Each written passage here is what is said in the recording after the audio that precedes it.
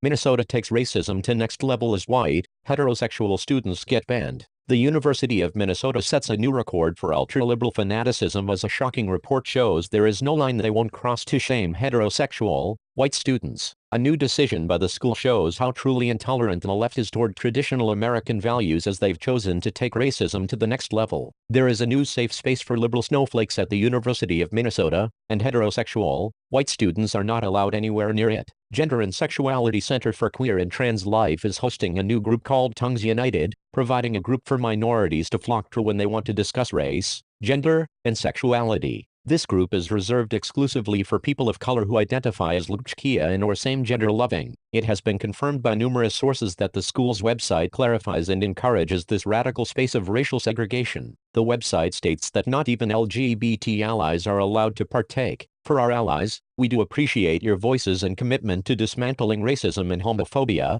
However, please note that this is a space created for LGBTQ and or same-gender loving people of color. The space's description reads, if you identify as a queer and or trans indigenous person or person of color, we welcome you to take part in our discussions. Source, Daily Caller. This space was created by a bunch of snowflakes who know they are protected and, sadly, can get away with making ridiculous groups like this one. A video for Tongues Untied is available on the Office for Equity and Diversity's YouTube channel. Jason Jackson, a student services professional at U of M, describes the program as a discussion group for transgender, lesbian, gay, bisexual, same-gender loving and two-spirit people of color. Source, Milo. Someone needs to sue the school for unequal treatment if they want to continue playing these games. Any straight or white person in their right mind would never want to be a part of these safe spaces, but on the slight chance someone did want to, they are not allowed to anyway as the left takes us back decades to racial segregation. Rather than include people who they can share their ideas with, they exclude and segregate, making matters worse. If that's what they wish to do, then other groups, such as the straights and whites who they are excluding, should be allowed to do the same. That's true equality. However, we cannot even begin to imagine the backlash if there was a specific group of straight white students who wanted their own group to discuss issues that pertain just to them while excluding others based on skin color and sexual preference. Can you imagine what the snowflakes would do then? They would have a kicking and screaming protest, complete with violence and rioting. Then again,